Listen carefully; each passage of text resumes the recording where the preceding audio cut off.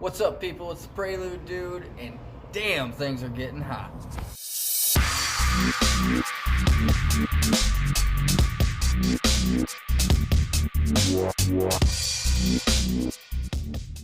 Alright, so driving around the other day, I noticed the car was running a bit hot, and when I brought it home, I had a nice little coolant leak on that upper radiator hose.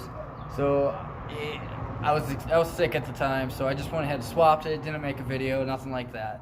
So today, now what I'm gonna do is I picked up the lower radiator hose and a thermostat for it. I'm just gonna go ahead and knock that out, and then have a little less to worry about, because I'm sure if that top hose is bad, the bottom hose ain't too far behind it. Like I said, I did replace that upper radiator hose. It was a cut to fit one, so I had to trim it on each side, and I only had a knife, so it's not exactly a nice cut, but it's not leaking. That is the important part. I had to lop about an inch off of each side. Depending on what parts store you go to, you might get one that's perfect size. Mine I had to cut. That's the new hose. It's like diameter is like seriously like an inch less than this. It's insane how much this has swollen. I took off the intake tube just so I got better access down here and I can actually get to the thermostat housing. I disconnected the sensor there. I believe it's a temp sensor. I don't know if it is the one that controls the fans or the gauge, whatever. That's beside the point. But anyway, so right now I'm gonna get under the vehicle and disconnect the hose at the freaking radiator down there, right? And I'm gonna drain into the bucket. I got a little bucket set up right there. So that'll just take a few minutes to do that. It might be a little quicker if I pop the cap. Let's see. Let some air flow through. Oh yeah. Look at that. That's what I'm talking about. Ready to take off the thermostat housing. 3 bolts here in this little triangle pattern. That is all 10mm heads, so it shouldn't be too hard to get out. Like I said, you got to disconnect the sensor here, otherwise that's gonna hold you up.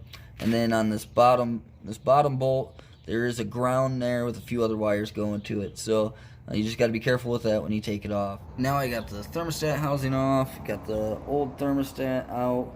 I got my new thermostat ready. Right back here you can see these nipples here. Those go into the indentations right there, so there's only one way for it to sit. So don't try to cram it if it's not fitting. It just won't work for you. So I'm just gonna throw that in there. This is an alternative temperature. It's 170 degrees, just a little bit cooler. I just wanna bring the engine temps down a little bit.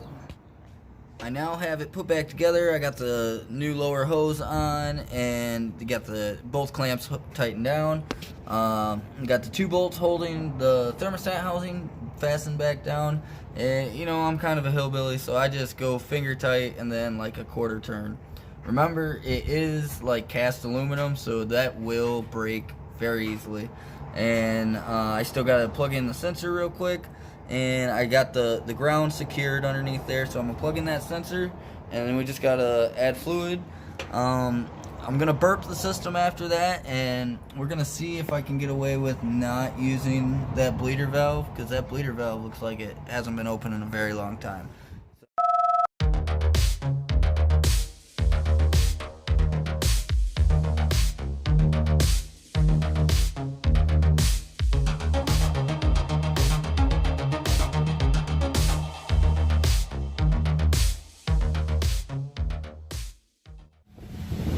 Alright, well that's working its way out. Let's come around.